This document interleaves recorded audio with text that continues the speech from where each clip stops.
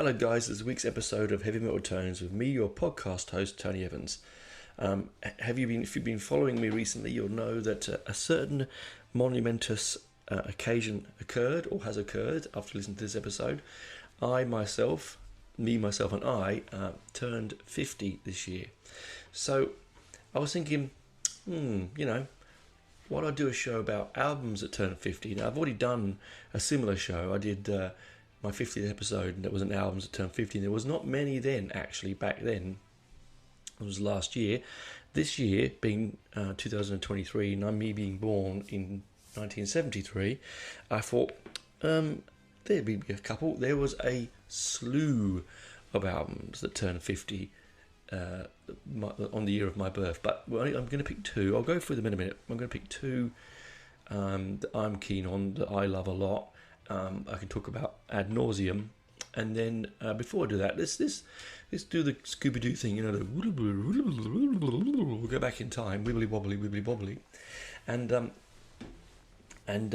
think about what happened, what was going on in 1973, apart from me popping my head out into the world for the first time. Which should be good enough, shouldn't it, really?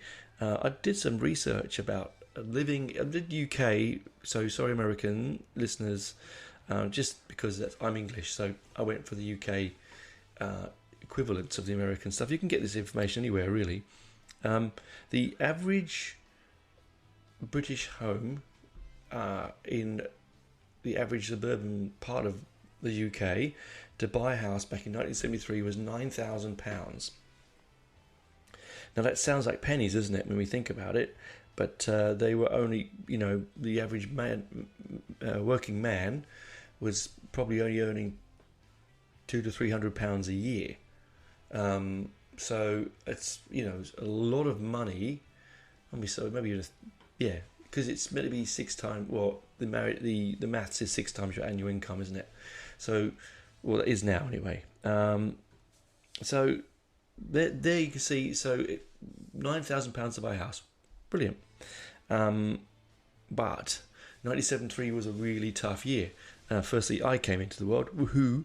But secondly, a lot of strange things were happening. America was just coming out of the Vietnam War after arduous time there, losing lots of its men, women to that battle.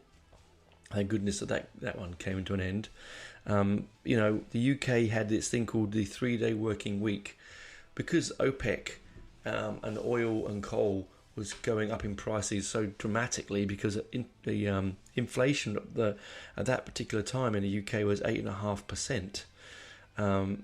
They couldn't afford to power engines and most things were coal-fired power stations, so they could only give the houses and workplaces 3 days of power. So my father, being one of them, had to go on the 3-day working week, which means that he only worked 3 days and he got paid for 3 days, and for the rest of that time there was no power. They did it again late in the 70s, but I remember it later on, but I don't remember 73. I was a baby, but my brothers tell me that it was quite bad. They would sit around the lounge room in icy cold, like under blankets, trying to keep warm. They'd have my father got black market coal, being my father, so he would keep the place warm as best he could, because we had a coal fire then. And they did it. I remember happening again later in the 70s when there was the miners' strikes and stuff. I don't think it was 3 days then, but there were strikes, and we were definitely struggling. I may have getting my memories mixed up. I may have mentioned before my last episode, the 50th episode, where I said I remember the 3-day working week, but I think that was probably more the miners' strikes of the late 70s and early 80s. Anyway, that aside, so I remember the 70s as being quite I call an avocado world. I do remember them being brown and grey and green, and full of I don't know, just sort of seemed to be, everyone seemed to be down, and it seemed dirty. They're my vaguely members of the 70s. So people that were,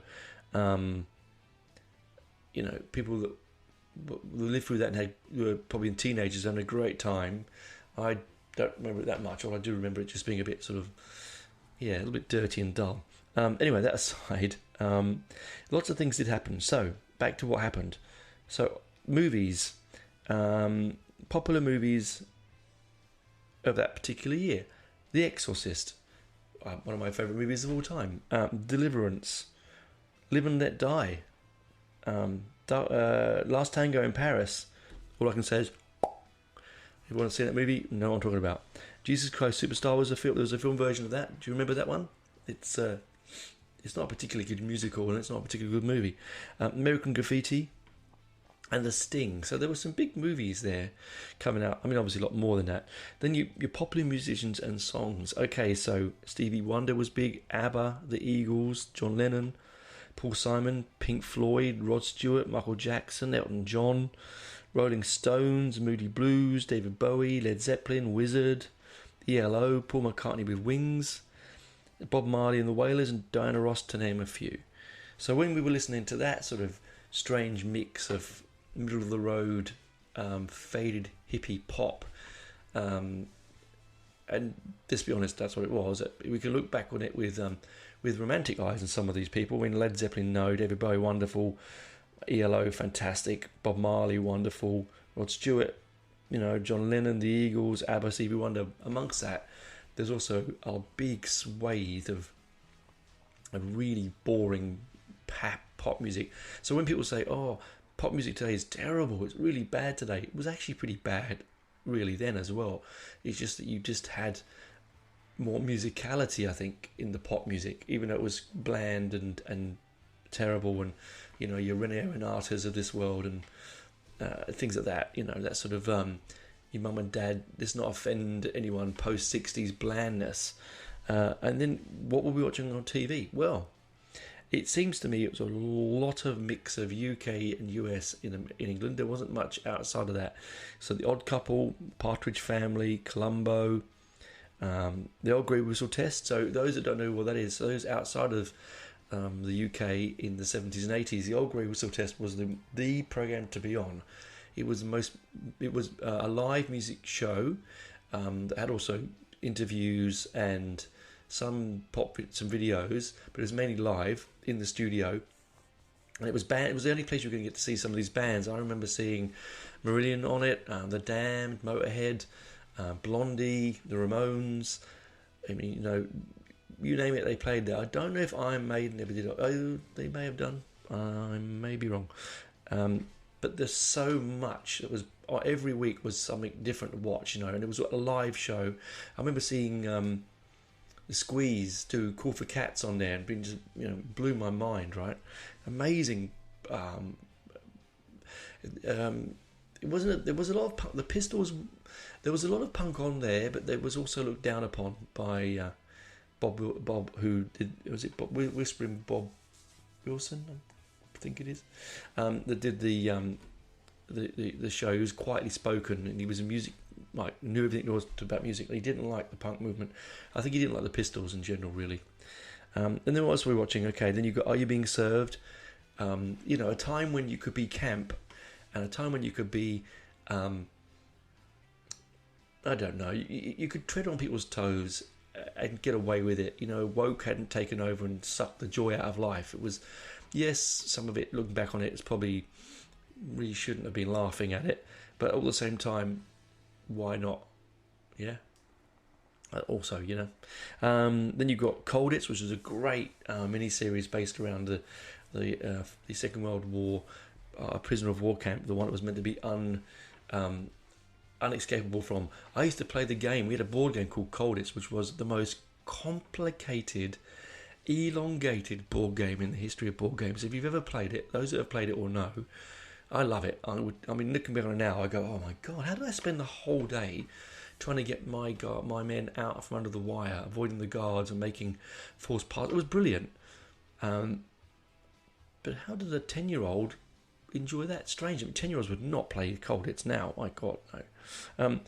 Emmerdale Farm, which was like I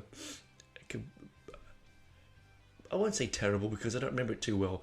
It was a soap opera on the same sort of time that Coronation Street was going, and it had this character called Benny on it. I remember, and he had like a woody beanie, and he was a bit simple. And and I'm going to be rude here. I remember him.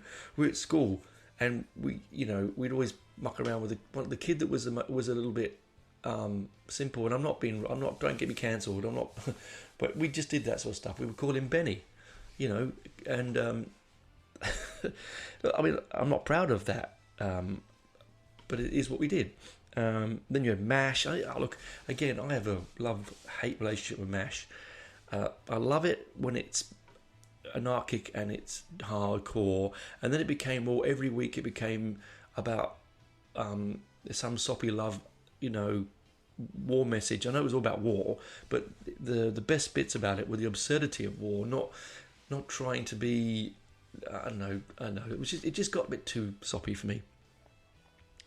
And then the Waltons. Oh my god, my mother loved the Waltons. Bloody hell!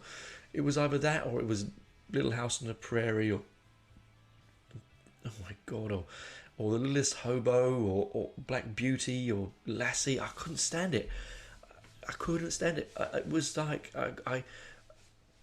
when you're a young boy, even now, I struggle to want to feel my emotions. And best of times, I don't want to sit there and cry. I like to just, because I do cry at the drop of a hat.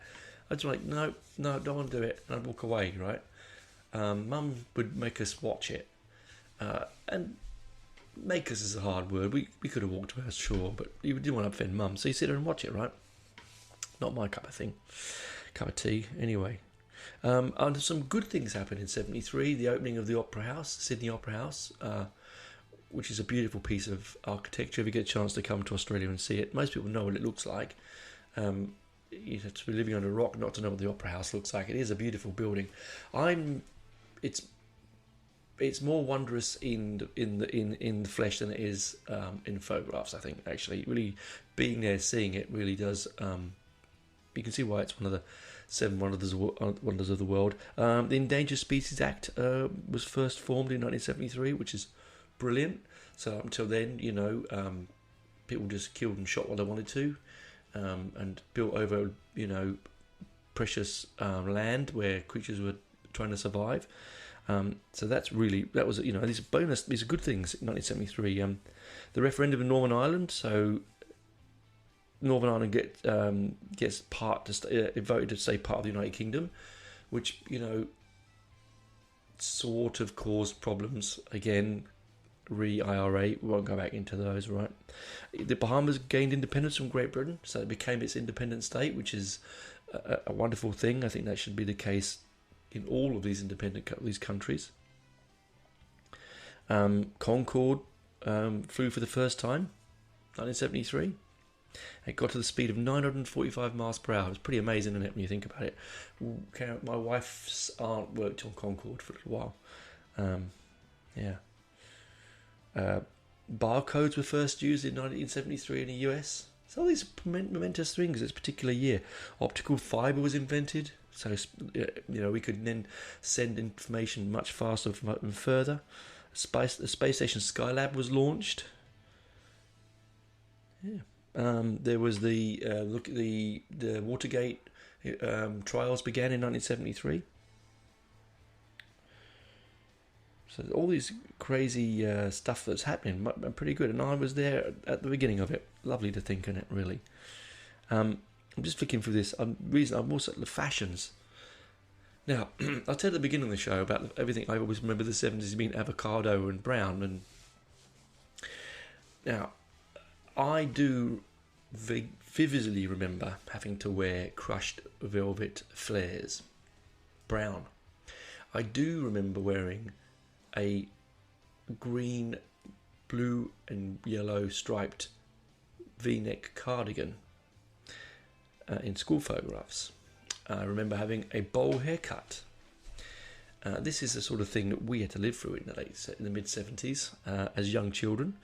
I suppose the older kids wouldn't have known, but friends of mine are much older than me. They were probably more independent in '73. But when you're coming into the world in '73 and getting to sort of the age of about 1980 when you were 7, or 79 when you were 6, you were at the hands of your mum and dad. I remember being taken down to the hairdressers, which was the back of a sweet shop, and I would sit on a plank that went across the chair, and this Indian mate of my dad's, who's hairdressers, cut my hair in so badly and cut my ears and nicked my skin, and Dad would just tell me, stop mucking around, and he'd get really angry. And I always got short back and sides. I think that's why now I have long hair. Probably one of the reasons, probably part of my rebellious phase.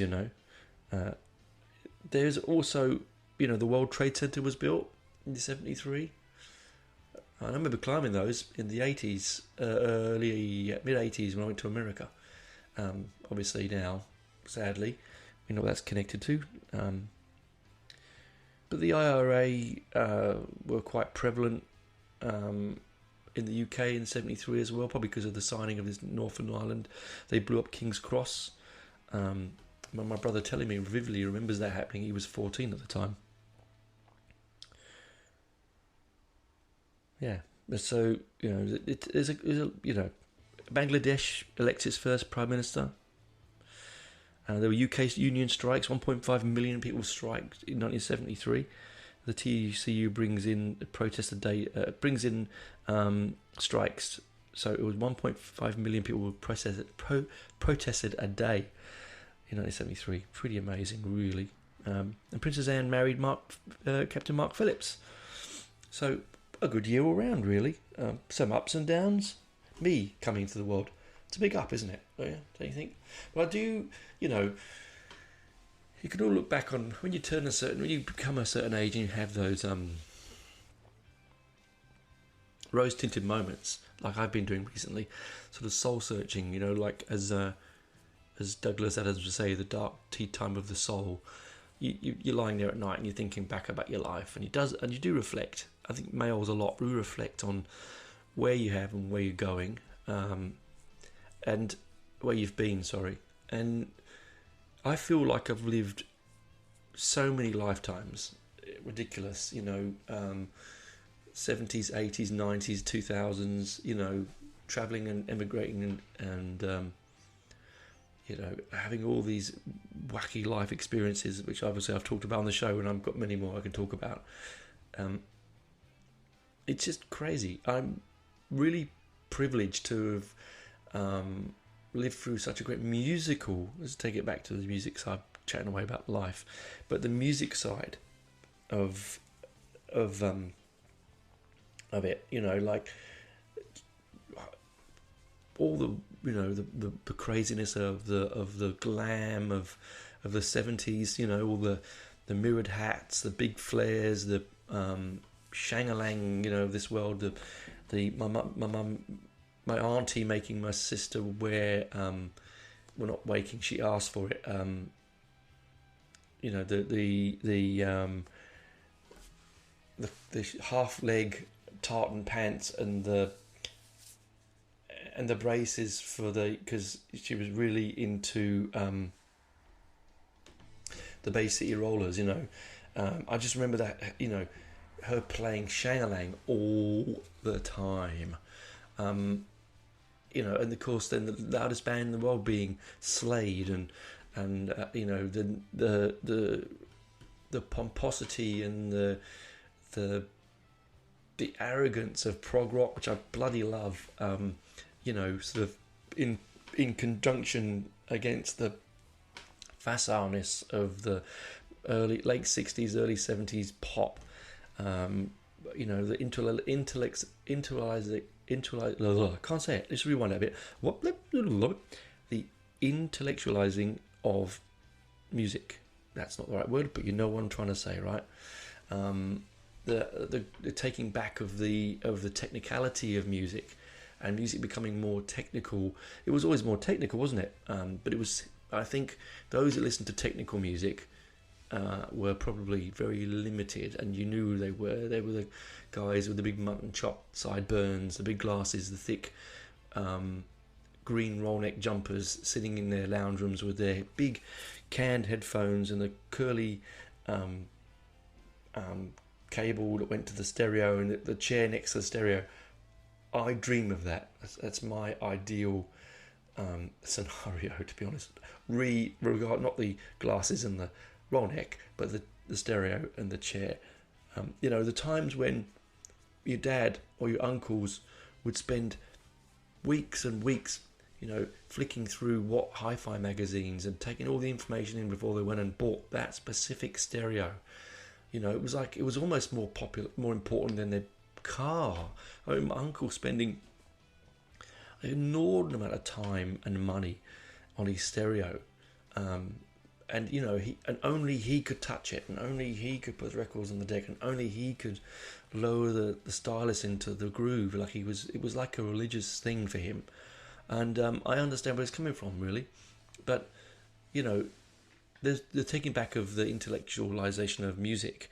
So they were trying to reinvent music, but in a more modernist way, but it also in a sort of semi elitist way, which thank goodness that was there, because without that probably punk wouldn't have arrived, and without punk we wouldn't have the modern musical structures that we do now. Independent record labels, independent releases, YouTube probably wouldn't be there without punk, same as Spotify and all the stuff that we are so used to now. Now people might not agree with me, but this is the case, I think, because it was up until the 76, 77, music was controlled 100% by middle-class white males in offices, choosing what they think what is to be heard, and what was good and what was not good. It wasn't until music press like NME, Sounds, Melody Maker, where young people, and I say young people, I mean youngish people in their early 20s, were making the splashes and the movement and making that definition. Those people became middle-aged men, of course, and those men became the establishment. But before that, they weren't. They were movers and shakers. And again, this is why prog is really important, because without that, without the stuffiness of some of it, and without the what some people considered overbearing intellectual music, it wouldn't have created that rebellion. I don't think, that fight against, which now we get both. We get the best of both worlds, don't we? We get the wonderness and the textures and the depth and the glory of storytelling and beautiful pieces of classically driven rock music in prog, and then we also get the flash, the anger, the speed, the rage, the brightness, the color, the motion, the movement, the aggression, the creativity of punk. It obviously went on to become other things like rock and roll, heavy metal, and so on. Not rock and roll, was before then, you know what I mean. 80s pop music, synth-based pop music. These again. How wonderful was that? The rebellion of the anarcho trash of punk became the stylized modernism of 80s pop, because they wanted to use the rebellion of that, but they wanted something clean and dancing and light and more modern, and it didn't sound like it was played through a damaged cone speaker. It wanted to be the 80s, where everything was electronic and shrinking, right? So great, these things have to come. They have to be there for each of them to thrive on, and that's why we have the rock and roll of the 50s, the simple structured American-based rock and roll of the 50s. That then you had your love and peace of the 60s, which we've talked about this before, got and goes nowhere, right? It's doing nothing. And so then the 70s come along, and it's rock and roll, it's glam, it's colourful, it's bright, because they don't want to sit down they don't want to sit down and waste their time smoking dope and doing nothing. They want to take speed, make loud music, and trash around. And then there's that kind of androgynous man, woman, man, David Bowie kind of T-Rexy kind of thing going on in glam, because glam was about fun and colour and loudness and pomposity. But then Paul comes along and goes, no, that's too... You're taking it away. Let's bring some intellectual, let's bring some Brahms and some classical music, let's bring some strange time signatures in. Why can't we be a loud part of this scene? And they create it. Then, of course, as we said, it goes on to punk and so on. It's a wonderful way that music does flow and change from... while it's important to have one thing and the other, where you can't take one thing away, because if you take one thing away, it makes no sense in the contents archaeologically. Like in archaeology, you have stratospheric effects, and each layer of the earth has a thing in it, and if you find a bit of pot in the low levels, or a bit of a statue bit or a coin in, which level it is, and you can tell which one it was, and you need those there so you can tell the depths and the history of that area. And it's the same with the music. You need each layer, and that's why they're very important to really understand most of it. Anyway, that's me rabbiting on. I went on a sidetrack there. So 1973, right? Albums that are out in 1973. I will talk about those in the second half. I know you're waiting. You're going, come on, Tony, what albums? Get to the albums. Bloody hell, get to the albums. What is this crap about? History. I don't want a history lesson. Well, it is, because I'm 50. It means a lot to me. It is my birth year. And so why don't we just chill out, man? As my brother would say, he used to drive me down the chute. Anyway, he's a hippie, my brother. Well, he was. I think he is now. Anyway, let's just move along, and I'll see you on the B-side. We'll talk about a couple of albums that turned 50 this year, and a load of others that are sort of honourable mentions. Anyway, talk to you on the other side, guys. Bye for now.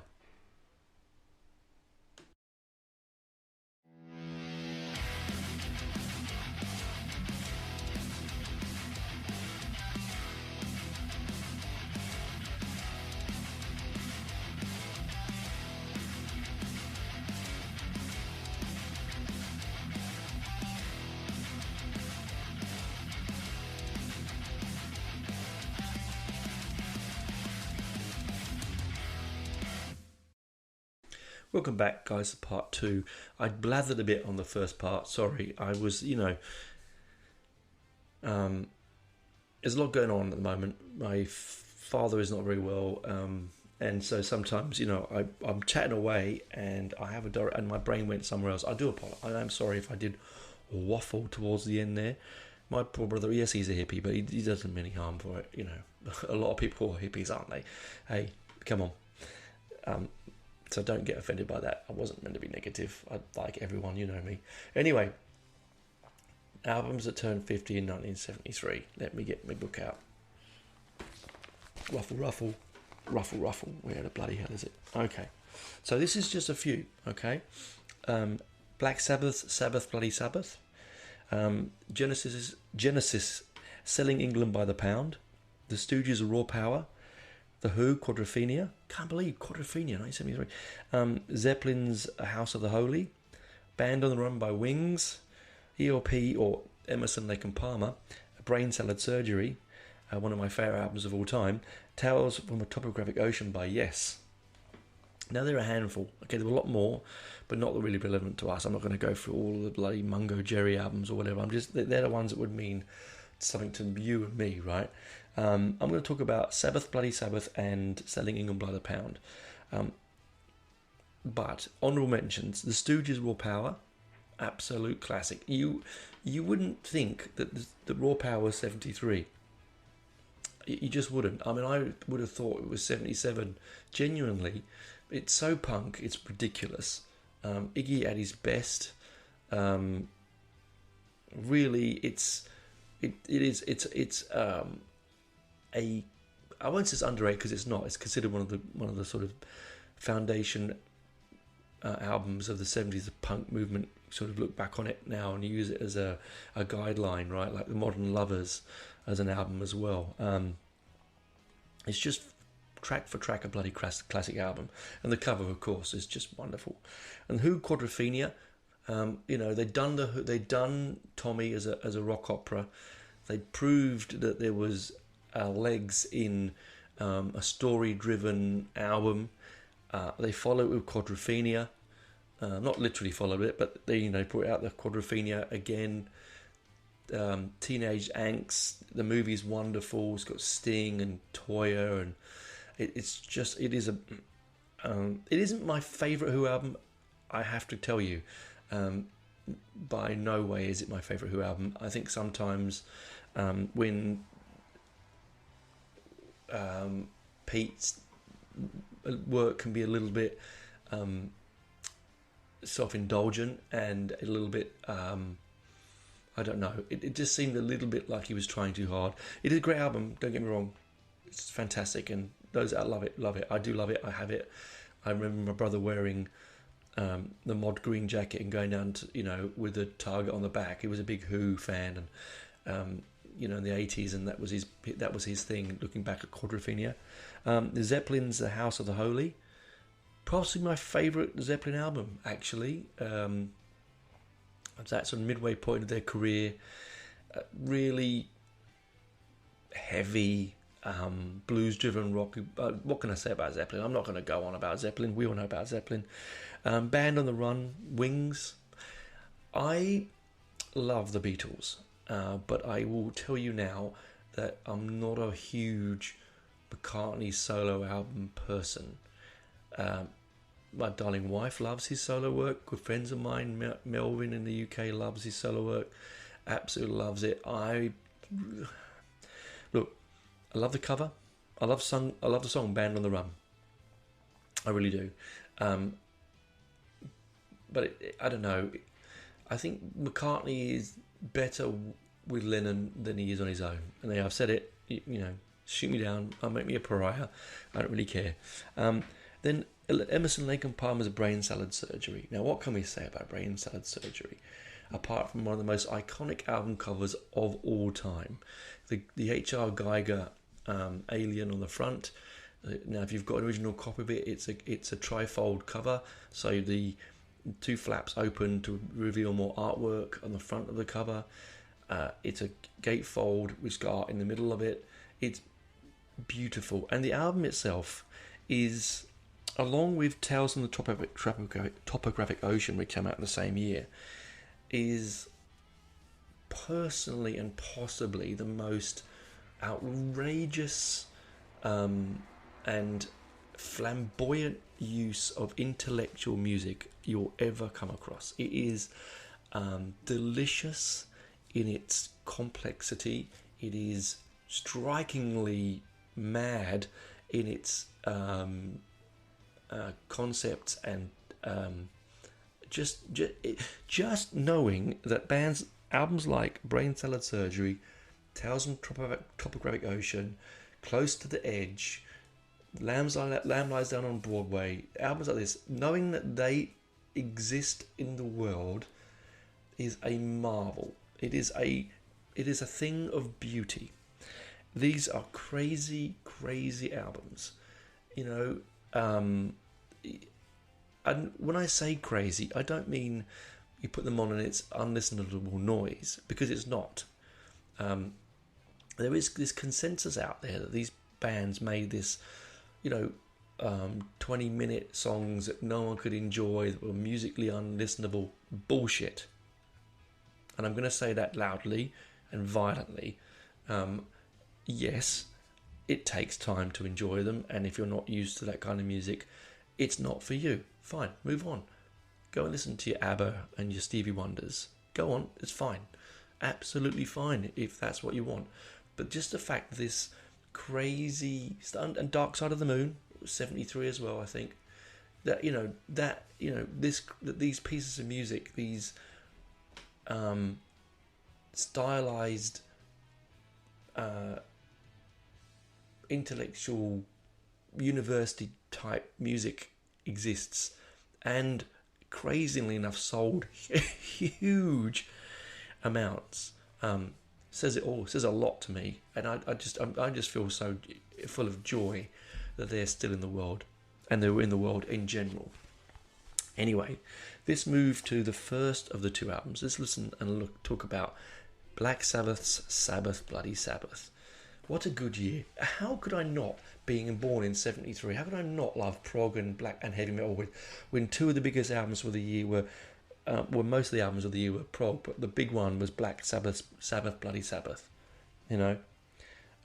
Following on from Volume 4's stylistic changes, Sabbath Bloody Sabbath brought to the heavy metal world, although I don't know in 73 that term was really very much a term used. I would say heavy rock. You know and I know that Black Sabbath is heavy metal, but the term itself was very new. They used bagpipes, synths, sitars. They used all sorts of instruments in this particular album. It is a non-stop heavy riffage album. I've talked about my favourite Sabbath albums in the past on the show, and I do still think that I really love, Technical Ecstasy, and people roll their eyes, and I do love Paranoid, and of course I love Black Sabbath's first album, Black Sabbath, of course, Volume 4, Masters of Reality, amazing. But Sabbath Bloody Sabbath, for me, is the one that stops you in your tracks and says, this is who we are. Stop right there, listener. This is who we are. This is our line in the sand, people. And because firstly, it has an amazing cover that really just, if you're not sure what type of music Sabbath is until you see the cover, you know what it is, right? Then it has a non-stop 50-minute barrage of riffage gloriousness. Opens with Sabbath Bloody Sabbath, right? One of the greatest heavy metal riffs of all time. Now, the band was going through some real big problems when this album came about. They went to the US to record, couldn't quite get their head around it, came back to the UK.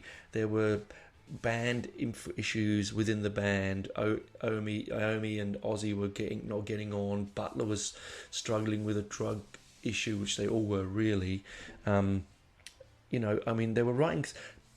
Iommi says himself he had massive writer's block. This was down wholly to the amount of cocaine and other barbiturates that they were taking, and they admit to that, because even though a drug like that is a creativity, can use it for creativity, it will also hinder and stop your creativity. It will put you in your tracks. It was like, as I said before in the show, people take LSD in the 60s. They didn't go out and create great masterpieces of art. They took the LSD, sat in the chair, and they were the chair, right? It destroyed your creativity in a lot of ways. And so you have Sabbath Bloody Sabbath, which is, another homage back to their love of horror movies. One of the reasons they started the band in the first place with that particular type of music, because of their love of hammer horror and the darker side of life, right?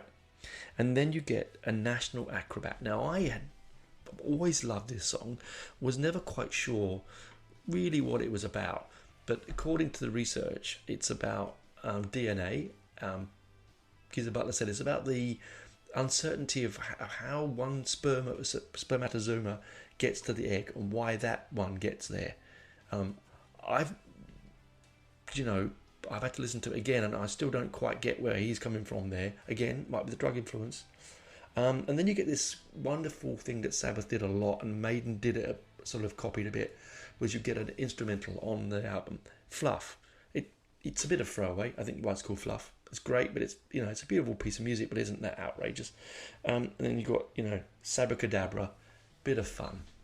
Let's be honest, just a bit of fun.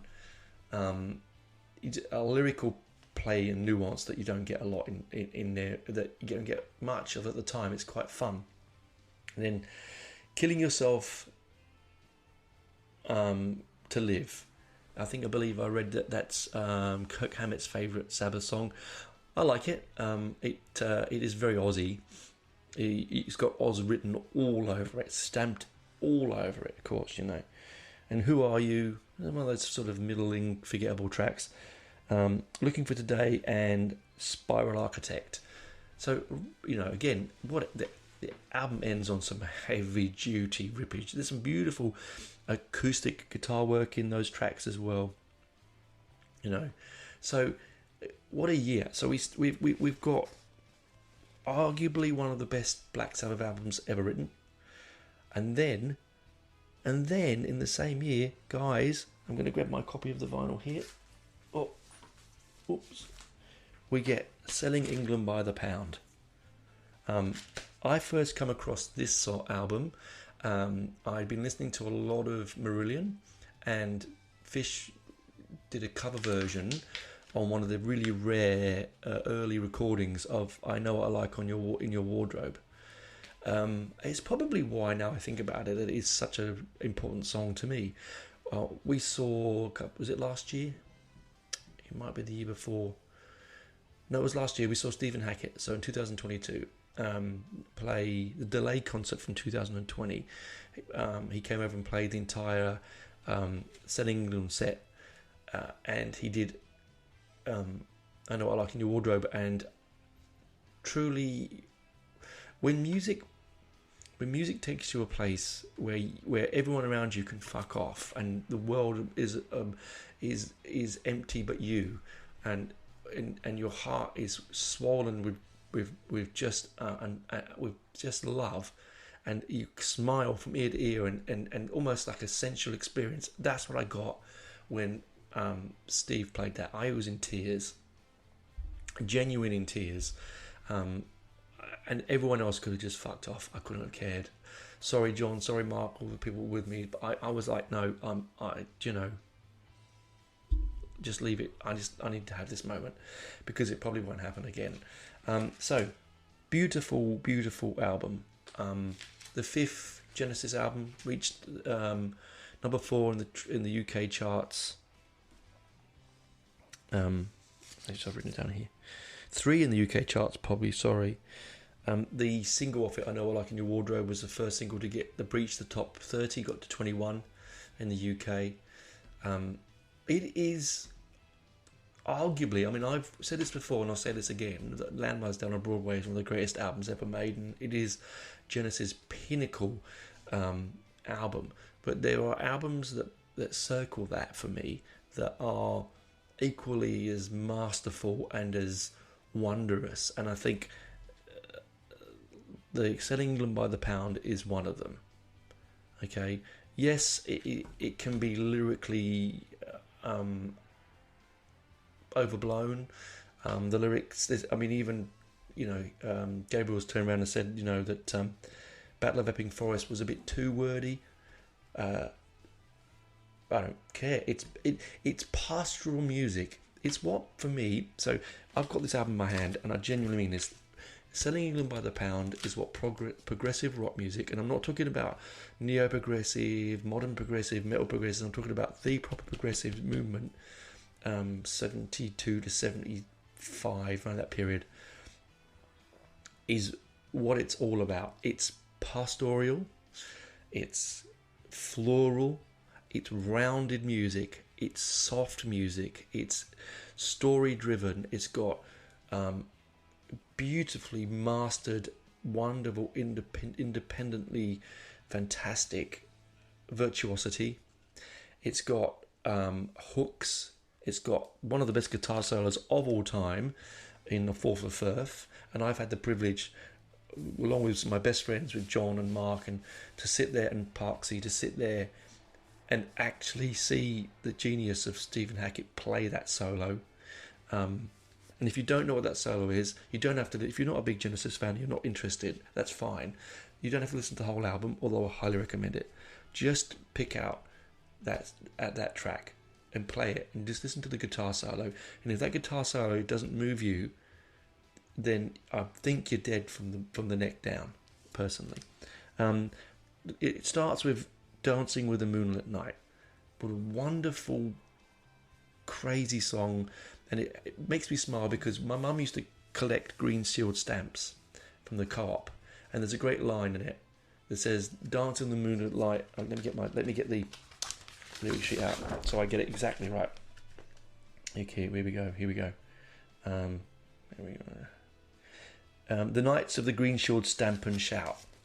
You know, I love that play on words. You know, it's so Genesis, so Gabriel, and then you get the single "I Know What I Like in Your Wardrobe."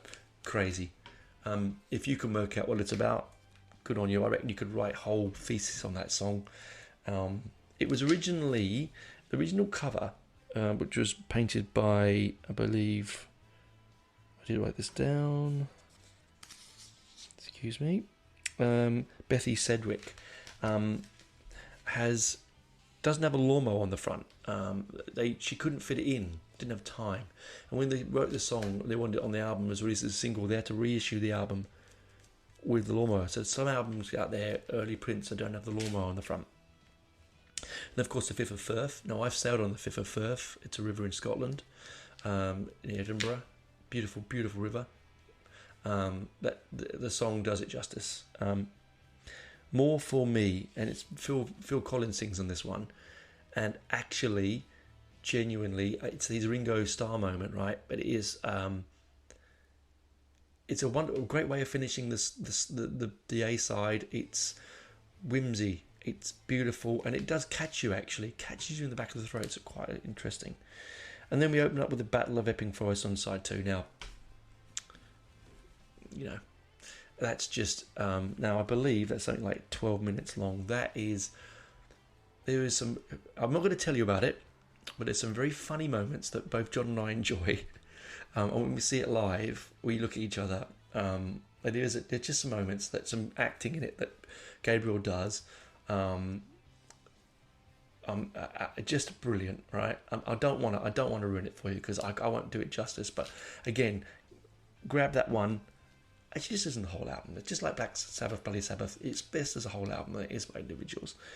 And then you've got After the Ordeal. That's a nice moment because it's quite sparsely lyricked and it's quite open in its refrains. It's a nice palate cleanser from the intensity of Battle of Epping Forest. But then you jump into Cinema Show, and I believe this is one of my friend's favourite songs. I think he likes musical box. We love Cinema Show, and I'm with that too.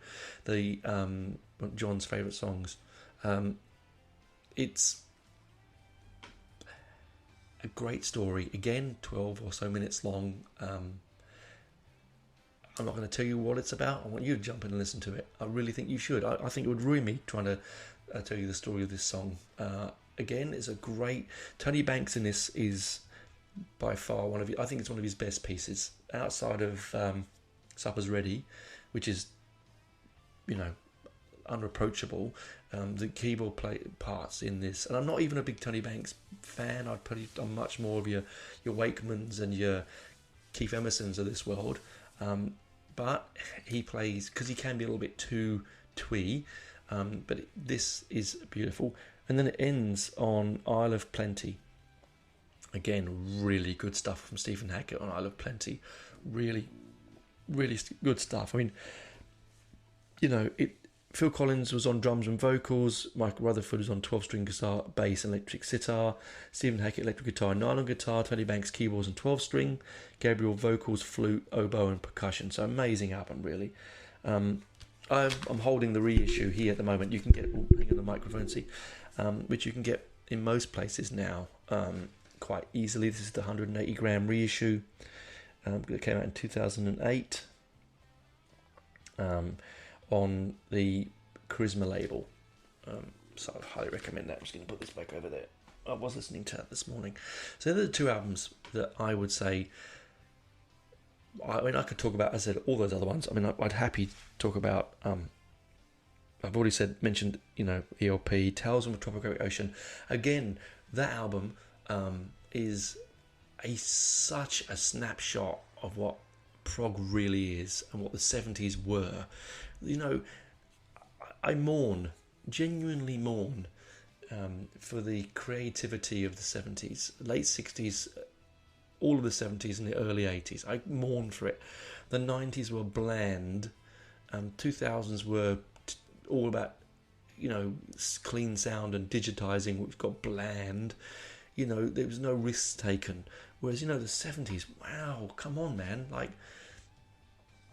in the space of 10 years, you've gone from the end of the psychedelic period, you've got heavy rock sitting there with your Deep Purples and your Black Sabbaths and your Freeze and your Badfingers, and then you go and then you got then you move into your glam, that straddles that kind of weird, asexual androgyny, with David Bowie and T-Rex and Wizard, and then and Slade, and then you move to punk, and punk is that progressive rock with the, as I mentioned, the strangeness, the weirdness, the intellectual, the sort of, I don't know, the bookiness of it, and then you go from that into the punk, the fire and the burn and the passion at the end of the decade. It takes a decade out,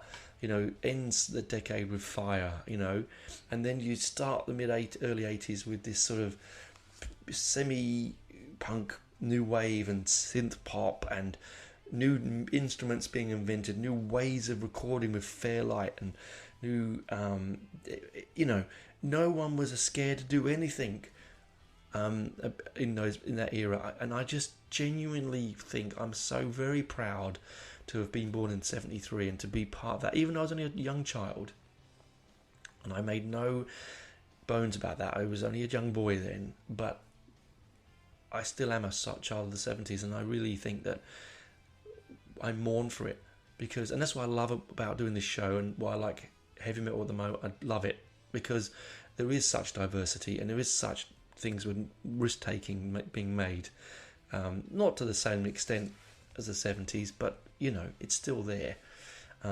It's still diverse, it's still intelligent and interesting and aggressive and nonsensical, and anyway,